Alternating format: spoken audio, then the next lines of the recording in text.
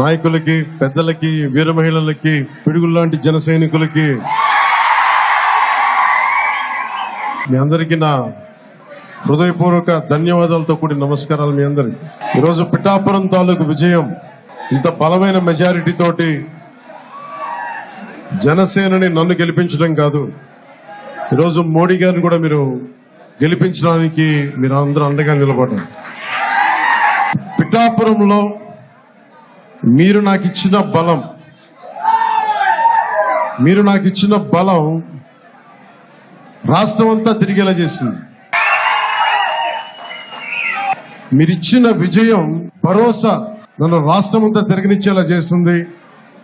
25కి 21 ఎంపీలు కొట్టగలిగే స్థాయికి ఆ 21 ఎంపీలే ఈ రోజున మనకి ఎన్డీఏ ప్రభుత్వానికి బలంగా నిలబడ్డారు.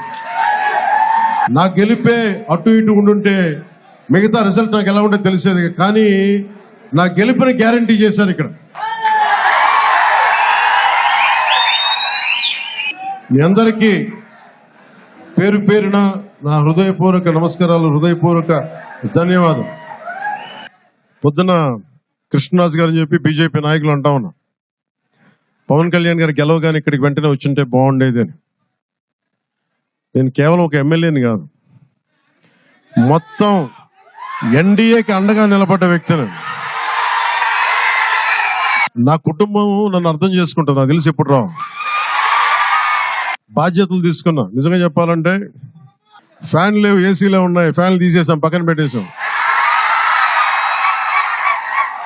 గుండెల లోతుల నుంచి మీకు చెప్తున్నాను, మీరే కనుక లేకపోతే పిఠాపురం ప్రజలు, పిఠాపురం జనసేన నాయకులు, పిఠాపురం ప్రజలు, మనకి కూటమి నాయకులు బలంగా కనుక నిలబడకుండా ఒక్క ఏకపక్షాన మనం బలంగా పోరాటం చేయకుండా ఉండుంటే ఈరోజు రాష్ట్రం రిజల్ట్స్, ఫలితాలు వేరేలాగా ఉండే. మీరు ఇచ్చారు బలం. నేను ఒకటే అనుకున్నా, గెలిస్తే నన్ను పిఠాపురం గెలిపించాలి.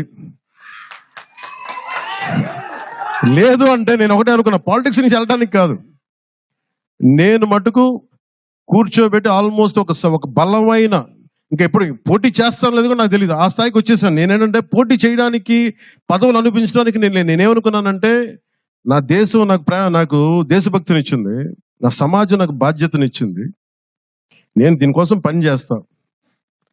నాకు అవసరం లేదు ఇవన్నీ, కానీ తిట్లు తింటా, ఎందుకంటే నా దేశం మీద నాకు అంత పిచ్చి. నాకు నా బాధ్యత. మన సభలో మీరు చూశారు, అసెంబ్లీలో ఏం మాట్లాడాను నేను.